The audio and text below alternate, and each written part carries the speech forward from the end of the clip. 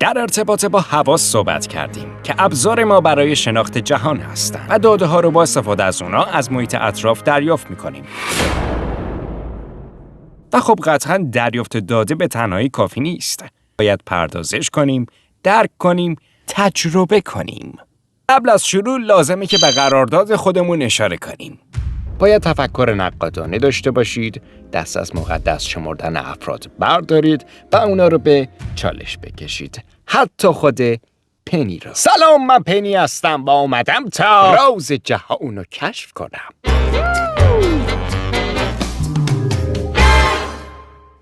تجربه چیست؟ تجربه یه فرایند زیستی و شناختیه. مغز ما این اطلاعات رو میگیره، پردازش میکنه و به صورت خاطره یا یادگیری ذخیره میکنه.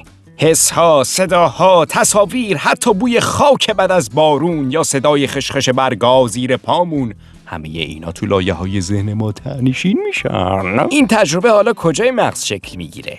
چطوری داستان؟ خب تجربه در واقع در بخش‌های مختلفی از مغز شکل میگیره و مهمترین بخش‌هایی که درگیرن عبارتند از قشر مغز، جایی که اطلاعات حسی مثل دیدن یا شنیدن پردازش میشه. مثلا قشر بینایی توی پشت سرت تصاویری که میبینی رو تحلیل میکنه. هیپوکامپ مثل یک کتابخونه موقت برای ثبت تجربه‌های جدیده و نقش اصلیش تو ساختن خاطرات کوتاه مدته. آمیگدال قسمت احساسات رو به تجربه ها وصل میکنه. مثلا اگه چیزی ترسناک باشه، آمیگدال باعث میشه اون رو باعث ترس به خاطر بیاری.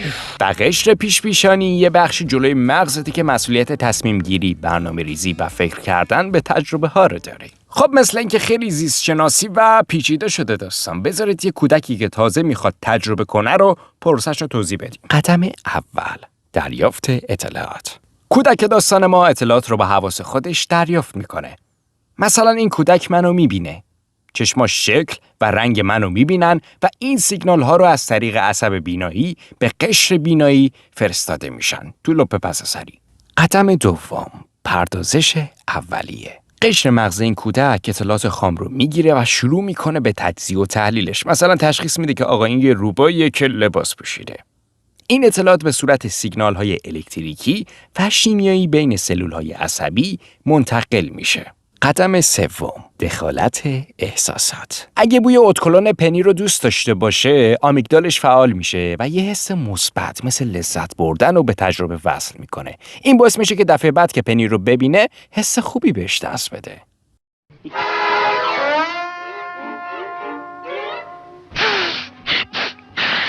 قدم چهارم، ثبت موقت در هیپوکامپ. هیپوکامپ این اطلاعات رو جمع‌بندی میکنه و به صورت یک خاطره کوتاه مدت ذخیره میکنه. اینجا در واقع مثل یک پیش‌نویس از تجربه است. این مرحله به رمزگذاری یا همان اینکدینگ هم معروفه. اینکدینگ داخل برنامه‌نویسی هم فکر کنم شنیده باشید. قدم پنجم، تثبیت خاطره. اون برنج خاطره رو نگفتم.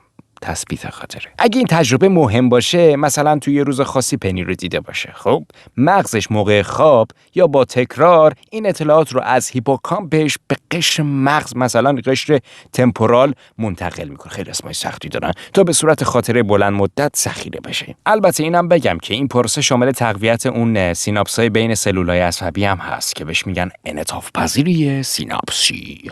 کلاس کجا برم؟ انعطاف پذیری سیناپسی. قدم ششم، بازیابی. وقتی دوباره پنی رو میبینه یا بوی ادکلونش رو جایی حس میکنه، مغزش این تجربه رو از حافظه بلند مدتش بازیابی میکنه. قشر پیشانی اینجا کمک میکنه که بهش فکر کنه و بگه اینجا چرا بوی روبا میده؟ در اینجا پروسه تجربه ما به پایان میرسه، اما باید به خاطر داشته باشی که مغزت همه تجربه ها رو ذخیره نمیکنه. اگه چیزی تکراری یا بی اهمیت باشه مثل دیدن ویدیوهای مدگل، این بده. هیپوکامپ و بقیه بخشا زیاد بهش توجه نمی‌کنن، فراموشش می‌کنی زود. اما خب ویدیو من باشه آره دیگه. اما اگه تجربه احساسی جدید یا مهم باشه، بیشتر احتمال داره ثبت بشه. مثل من. در دنیایی که ما توش زندگی می‌کنیم، برخی افراد چیزایی می‌بینن که کسی نمی‌تونه ببینه یا بشنوه. شاید هم فقط یه بار براش پیش بیاد و هرگز دوباره نتونه اون چیزی که دیده رو دوباره تجربه کنه. خب ما در اینجا وارد بحث تجربه شخصی میشیم. تجربه شخصی چیست؟ از نظر علمی تجربه شخصی پدیده منحصر به فرده. یعنی ممکنه یک بار برای یک نفر پیش بیاد و حتی دیگه هم تکرار نشه. خب چرا؟ وقتی چیزی تو محیط نبوده چطور باعث شده که سلول عصبی اون یارو مثلا تحریک بشه؟ در اینجا ما وارد بحث توهم و انواع خطاهای شناختی مغز میشیم. گفتیم که مغز ما اطلاعات رو از حواس میگیره و اونا رو پردازش میکنه. اما توی توهم مغز خودش سیگنال هایی تولید میکنه یا اطلاعات رو اشتباه تفسیر میکنه بدون اینکه چیزی واقعا تو اون محیط باشه. مثلا اگه داخل اتاق من یه پلنگی باشه که رنگش قرمز باشه، خب نور میخوره به پلنگه و بازتاب میشه به سمت چشمای من، چشمای من تحریک میشن، مغز اونجا شکلش ساخته میشه، رنگ شکل میگیره فلان فلان فلان، من میتونم اون پلنگه رو ببینم، داره رو من اثر میذاره. اما وقتی واقعا پلنگی اونجا نیست، چطور این اتفاق افتاده؟ من که اطلاعاتی با حواسم دریافت نکردم، پس لابد مغزم یه باگی داره دیگه. این باگ مغز من میتونه تو بخشای مثل قشر مغز، سیستم لیمبیک و مواد شیمیایی مغز و اتصالات عصبی غیرعادی باشه. مثلا توی توهم شنیداری قشر شنوایی ما توی لوب تمپورال فعال میشه که اسم سختی داره، حتی اگه هیچ صدایی از بیرون نیاد. انگار مغز خودش پخش کننده صدای داخلی رو روشن کرده. وای خدای من تو خیلی خاصی.